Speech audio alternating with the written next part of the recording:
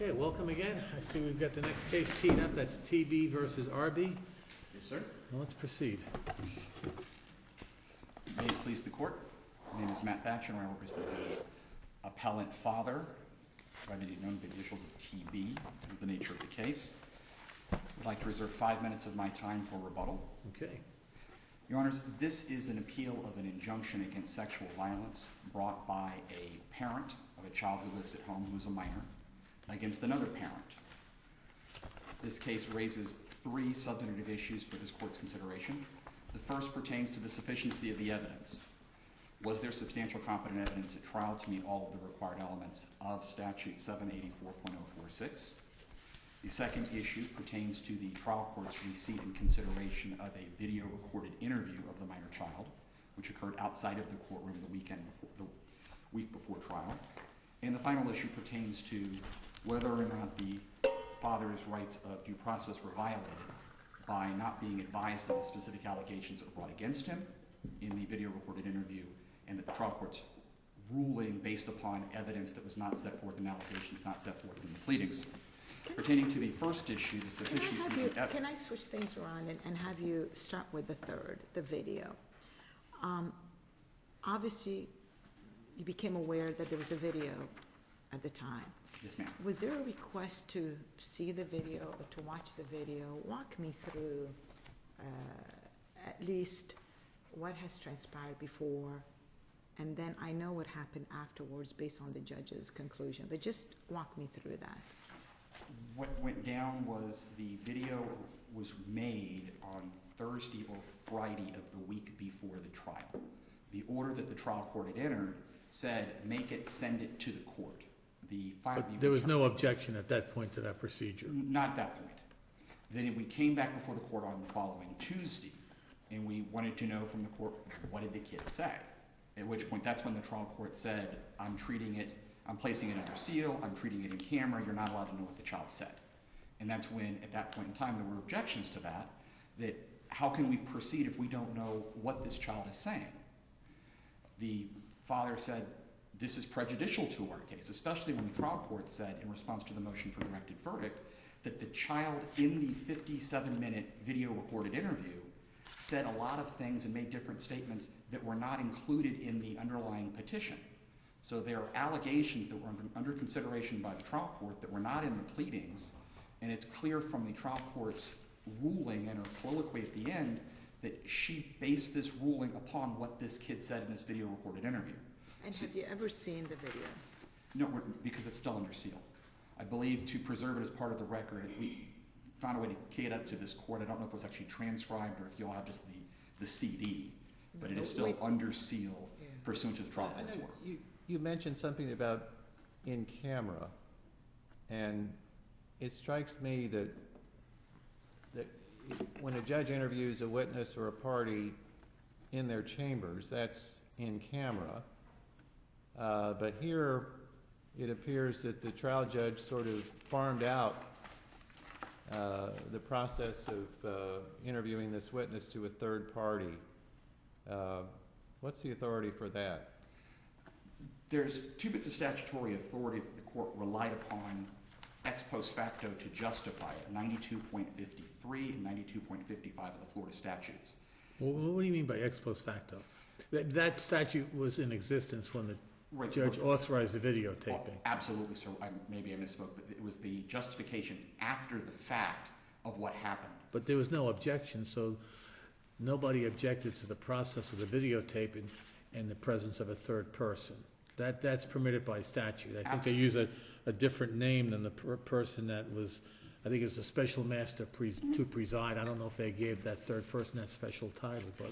Yeah, what happened is that there was a motion for in-camera testimony. The trial court granted it in part by saying, I'm going to have the child interviewed outside of the courtroom, and then took the position that the out-of-court recorded statement of this child was an in-camera testimony of the child, which is fundamentally inconsistent to our understanding of what in-camera is. So you're saying it was not authorized pursuant to 92.53? Because the procedure that the court followed was incorrect. And if it was under 92.53 under subsection 4, the attorney would have the right to be present. Absolutely. It's enumerated in both And 53 if and it's 55. done in camera, what's the case law on the attorney's right to be present on an in-camera interview, so to speak? On an in-camera interview, under the Family Law Rules of Procedure, the lawyers are generally not present.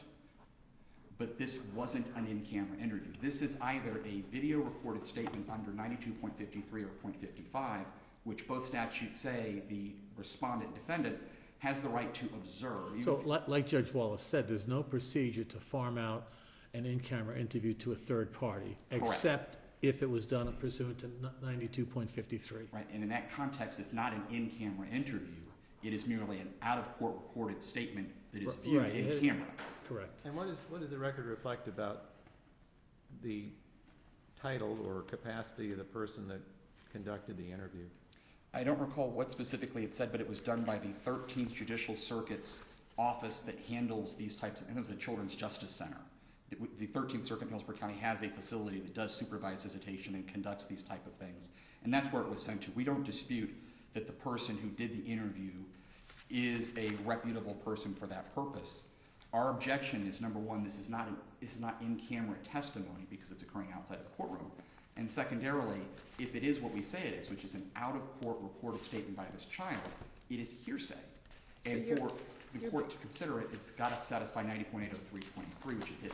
So your argument is basically the father did not get due process Yes. because he did not get a chance to, if you accept that this was not an in-camera interview, this was really more, because anyway, I think everybody's in agreement that the judge did not conduct that. Absolutely. And because the judge did not conduct it, then the question, I'm trying to understand your argument, is that the father did not get his due process because he did not have the opportunity to be either present or to participate in perhaps cross-examination or knowing what it is that's said in the video to be able to counteract that. That is exactly our point, and that was our objection at trial, and that's our objection to the trial court's reliance upon Okay. that now. So which leads me to my next question. The judge in her ruling basically said, you know, she viewed the video and then she made a conclusion or made a statement that I find it detrimental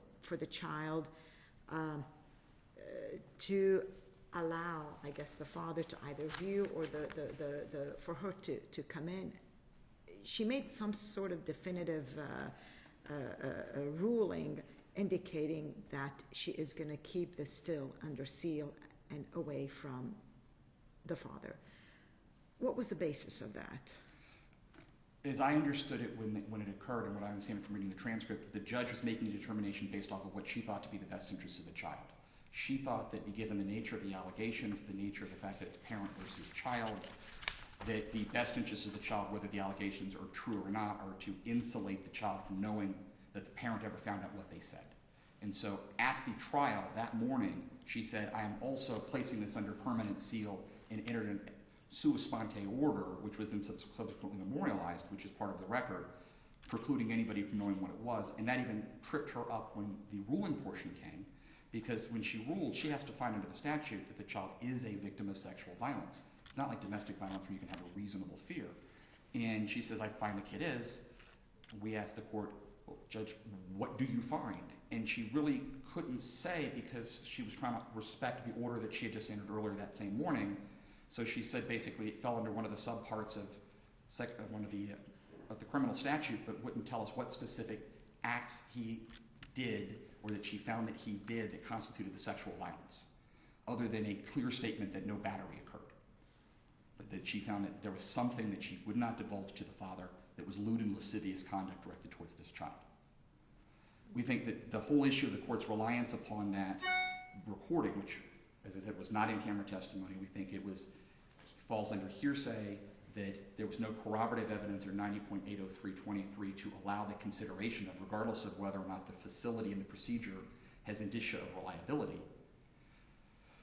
But by not objecting to the procedure of the third person being present during the videotaping, was there a waiver issue of the father's rights under 92.53 to be present? No, because the first time 92.53 was brought to the father's attention was after the close of the evidence, after the close of arguments, when the trial court took a 30-minute recess, because we were arguing that this was inadmissible, that there was no corroborating evidence. She took a 30-minute recess, which she mentions in the record, to research the issue, and comes back and says, based upon what I've reviewed, I think what I did was proper under 92.53 and 55. We never had an opportunity So to the judge was strictly proceeding on an in-camera theory initially. Yeah, Was there, there obviously was some sort of an order. What did the order contain as to the rational basis? I believe the order,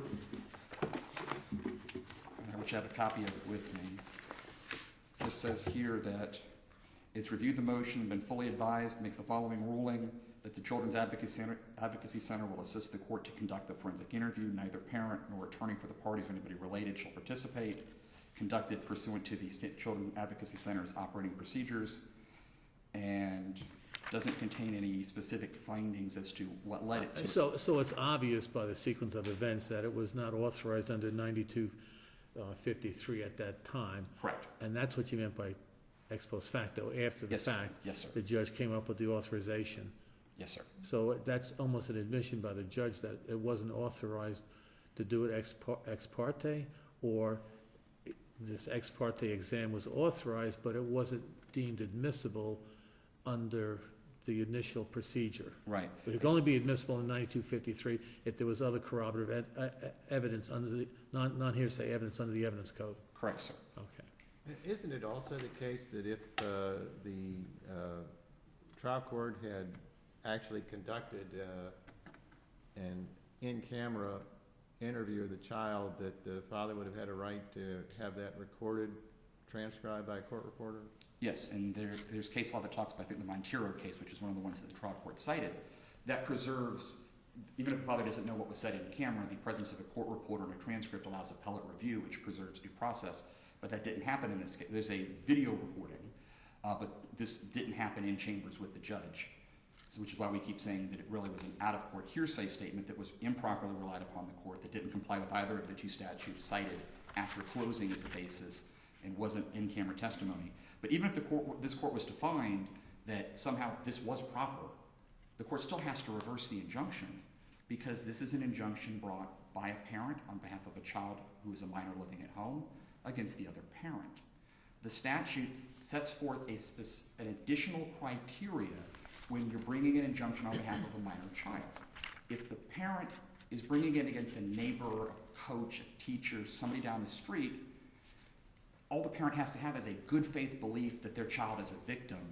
In the Berthune case, I think I'm probably butchering the name, that was cited by the trial court, stood for that proposition. You had no affidavits, no other eyewitness, And in this case, or direct physical evidence. correct.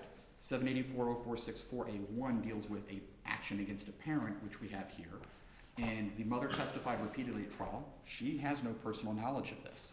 The allegations of the petition were filed by her 3 or 4 days after the child related to it. So it's 3 or 4 day old hearsay based upon her recollection. She brought no witnesses to trial other than the child through the recorded statement to corroborate what had happened.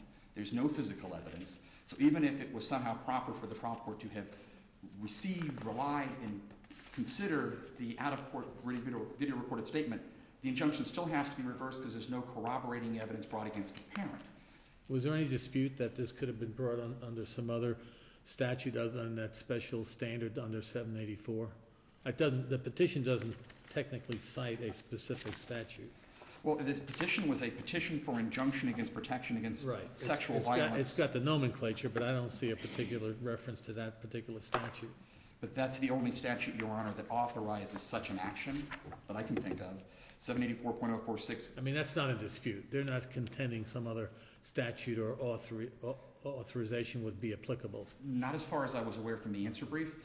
What I did glean from the answer brief was a claim that somehow application of the entire statute was waived because although we kept beating the drum of no corroborating evidence, we didn't specifically say, Judge, look at subsection 42A.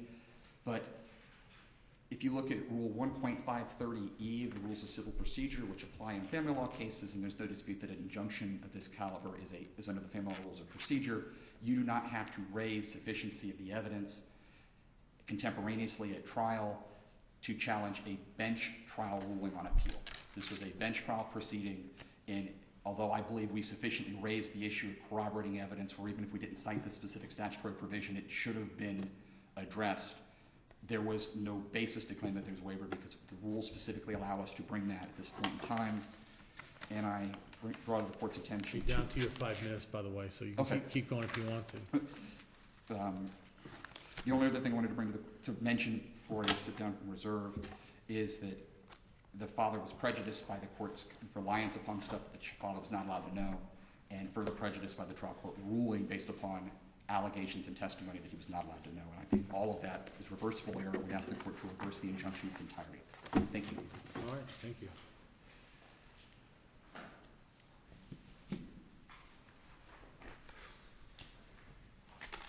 Thank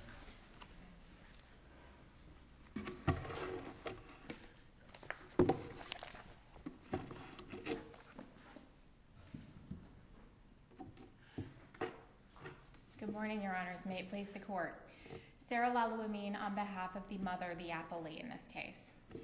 Your Honors have heard that this is a case about due process and constitutional rights, but it isn't. The record in this case makes clear that for this court's purposes, this is a case about preservation and here the lack thereof. I'd like to start with the preservation issues first, because doing so we don't reach the further issues that the father raises.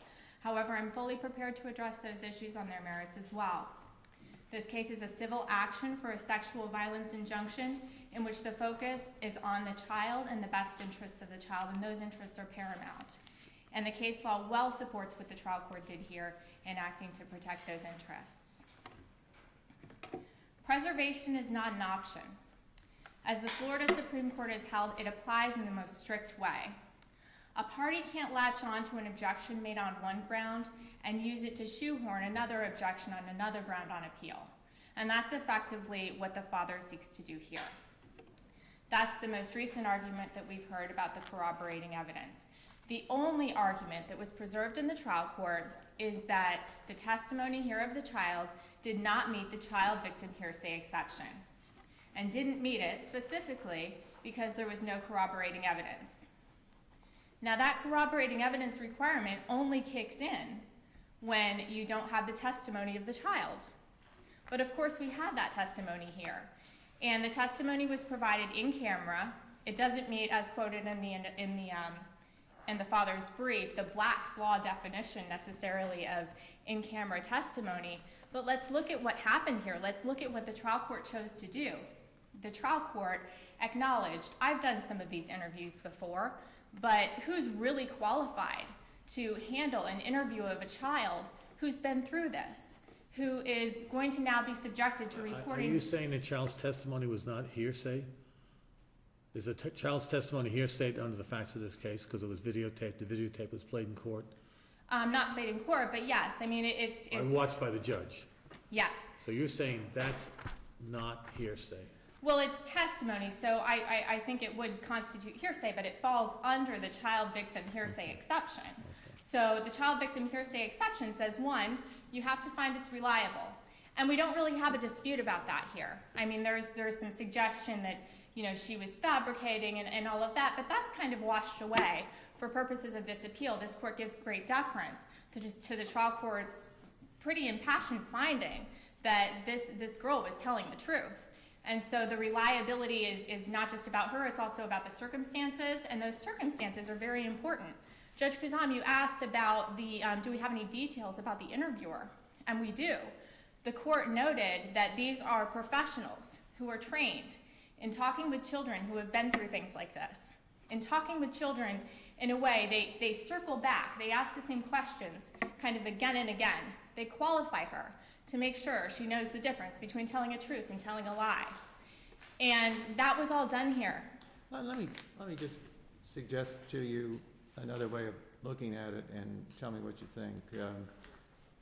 Could you make the argument that a judge who is a lawyer and trained in the law and who is charged with protecting the rights of everybody in a proceeding might be a better person to conduct such an interview in private than someone who doesn't have those characteristics?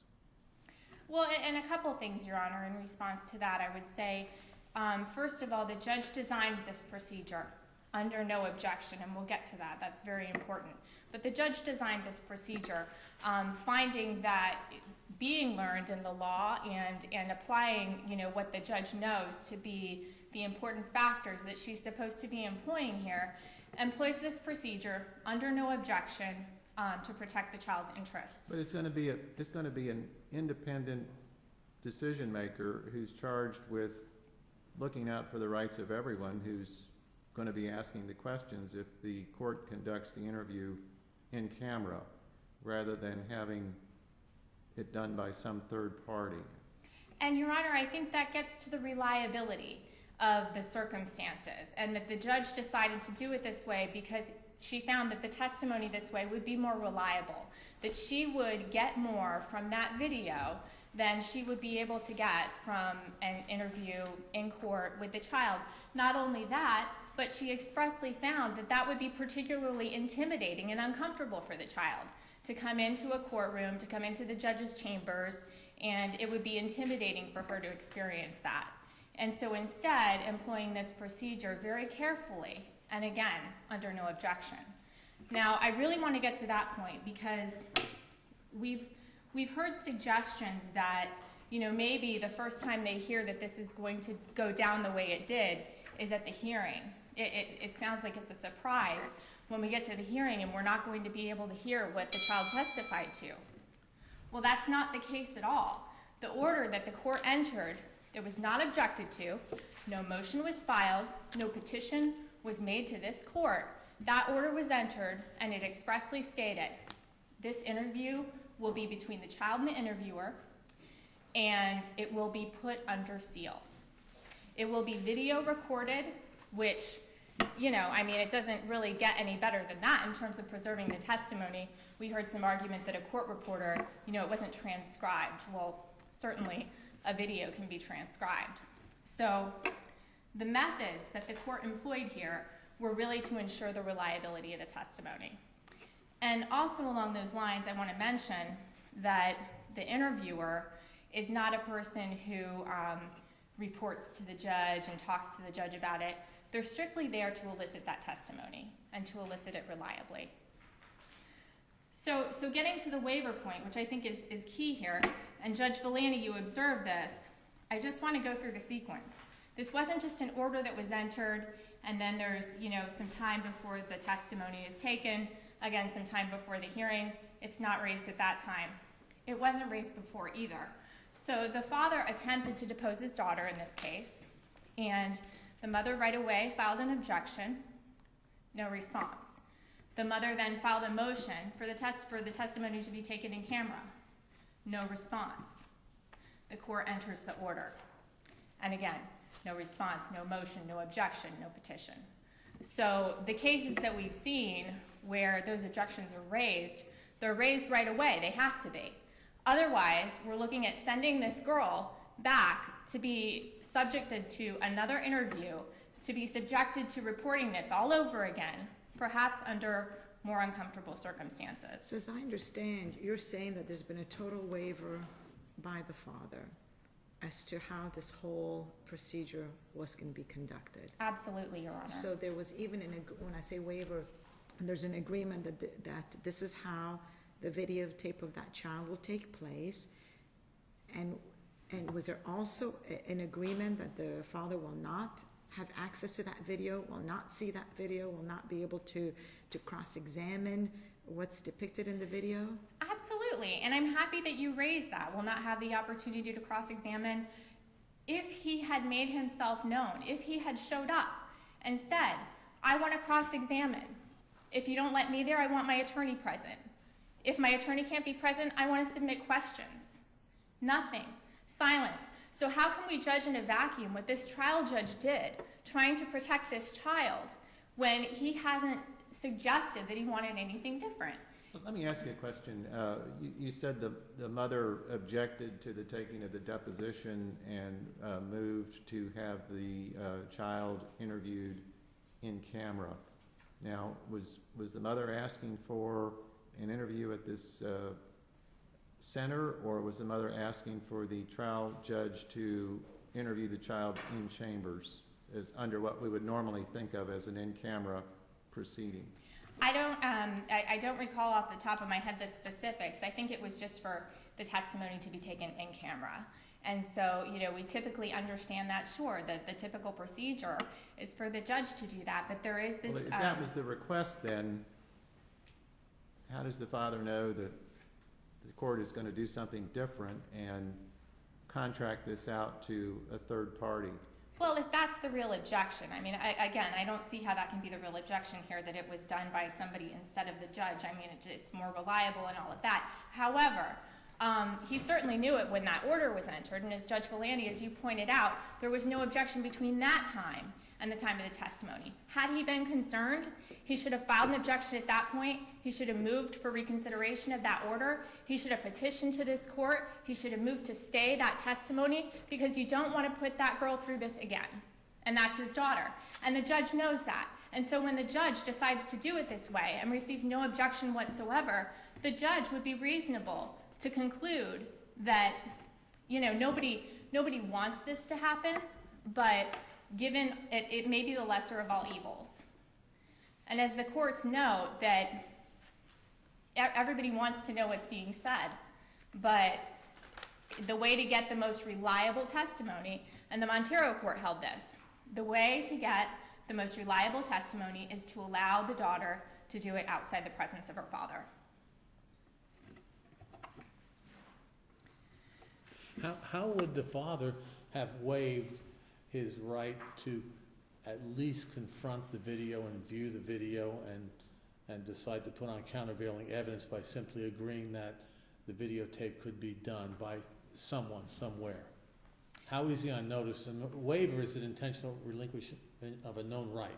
If he had the right to confront the evidence against him, how do we get around that in this case? Thank you, Judge. And that goes back to, that's what we heard, is some suggestion that you arrive at this hearing and, it's shock and awe that all of a sudden now you can't see this testimony and it's the first time you're learning of this. I mean, first of all, that just doesn't pass. I mean, obviously, if you thought you were going to be able to see the testimony, you would have gotten it beforehand. It's because the order that was entered that called for the testimony before the testimony was taken, before the hearing took place, specified this will be under seal. And he knew that. And so But if I may, if you're relying on that, there's psychological reports, there's criminal cases, the PSI, all that is under seal, but all parties have access to it, so they would know what's being done. And I guess to follow up with Judge Valenti, how can that be? I understand maybe ahead of time, this is the procedure, there maybe have been a waive, and how the procedure would have taken place, as in terms of the judge not doing that interview herself.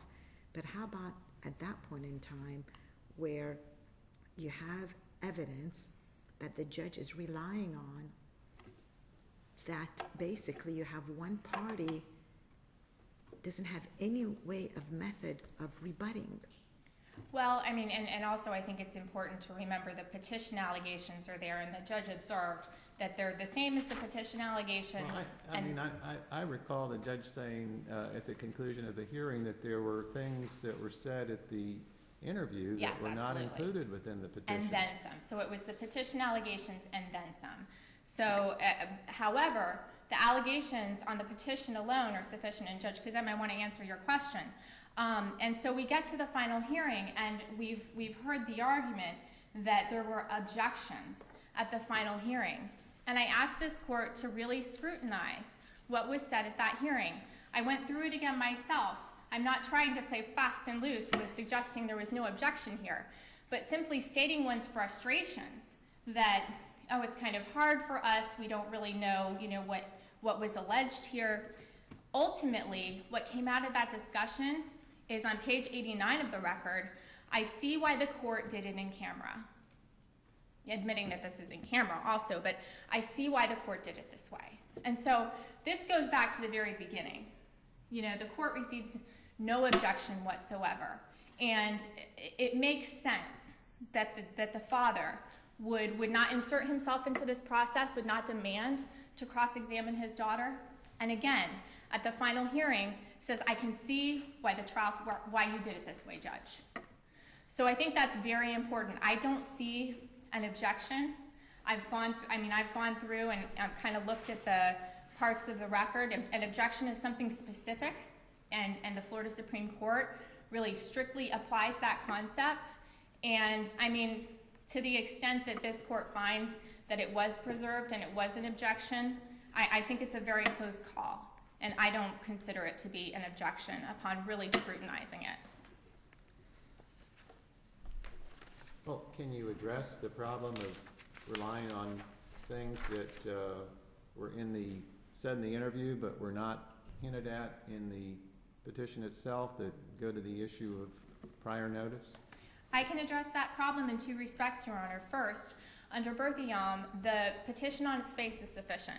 The sworn allegations in that petition are sufficient, and they support the injunction that was entered here. So, I'm sorry, but didn't that case involve a mother who was petitioning against someone who was not the father of the child, which is not the situation that we have here?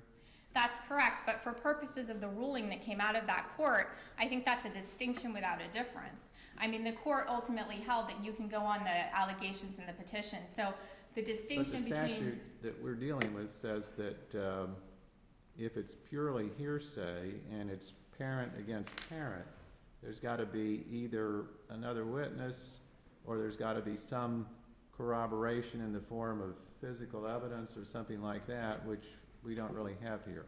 Well, and I'm glad to have an opportunity to address what that statute says, because it's troubling. The construction that's offered by the father would seem to suggest that a daughter, in this case, 14-year-old girl, could not get an injunction against her father when she has sworn that he has gotten into bed with her and pushed his erection up against her. So it's troubling to me to suggest that the statute doesn't provide for her protection in that case. I think it does. So I think we need to look at the language of the statute. There's nothing in there that says the eyewitness testimony When can't... you said she swore, you mean the mother swore? On her behalf. That's the only way a minor can. So, it clearly states this is on her behalf. Clearly states that this was, presented to me. That's the only way she can do it. She did it in the in-camera testimony as well, presumably. Well, I mean, you're basically saying the videotape is testimony. Absolutely. Even though it's hearsay, because she didn't personally testify, you're saying that satisfied the statutory prong, and they're saying quite the opposite. Exactly. So you're acknowledging there's no other corroborative evidence other than the videotape. True. I would also point this court, however, to there were several statements that were made at the final hearing that were not subject to an objection. And I think that that's important too. There were hearsay objections as to some of the testimony when the mother would recant things that the daughter had reported to her. But on certain occasions, the father's attorney said, yes, I'd like her to answer that question.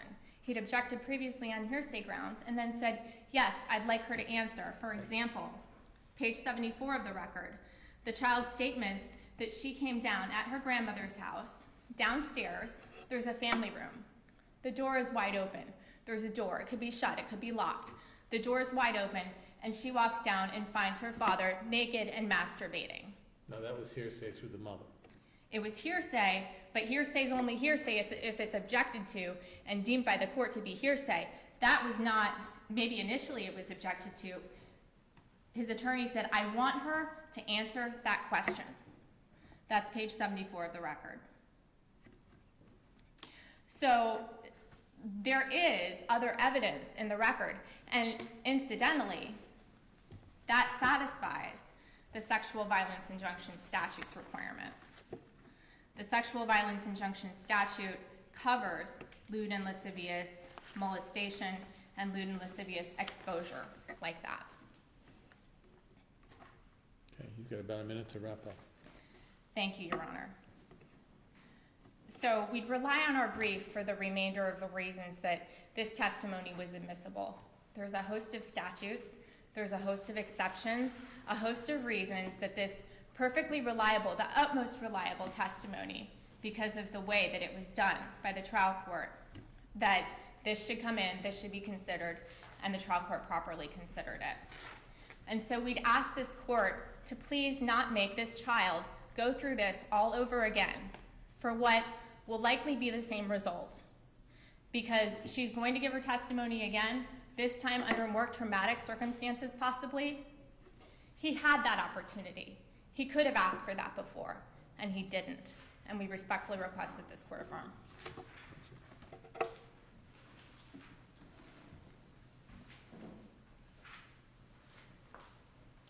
Please, the court.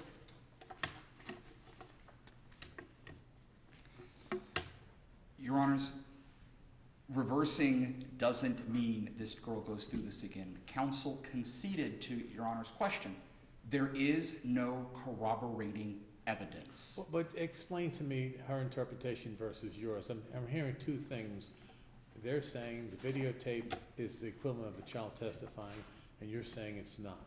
If you look at the injunction statute, it says that regardless of whether the kid testifies or not, the mother has to be a witness, eyewitness to the event. You've got to bring a third-party eyewitness into the event or have physical evidence. And that's a little bit different under Chapter 90.803. Right, that's a slightly different standard than the hearsay issue, but the injunction under which they're traveling, the statute under which they're traveling says there's got to be corroborating evidence. You just heard there is no corroborating evidence. Case is done on that point. You look at, well, what is corroborating evidence? We disagree that a witness can corroborate their own statement, which is basically the position of the appellee. We look at the cases of Gilkacheny versus State Court DCA. Child's hearsay statements cannot constitute other corroborating evidence of that child's statements. So we've got two competing statutes, the evidence code versus the injunction statute. The injunction statute requires more than the evidence code, so the debate on the child testimony under the evidence code really is moot if you were to prevail on their statutory construction. Absolutely. And the child testimony alone, if it's a minor, it does not carry the day whether it's on videotape or live. That's the sum and substance of what you're saying. Correct, sir. We attacked it on multiple grounds, but that's the essence of it. They don't have enough sufficient evidence under the statute to prevail. And you can't waive compliance with a statutory burden of proof. Absolutely, sir. And therefore, we would ask the court to reverse the injunction and send us back. Thank you, sir. All right, thank you. We'll argue. Thank you. Thank you. I guess we're ready for another case, which would be the last case.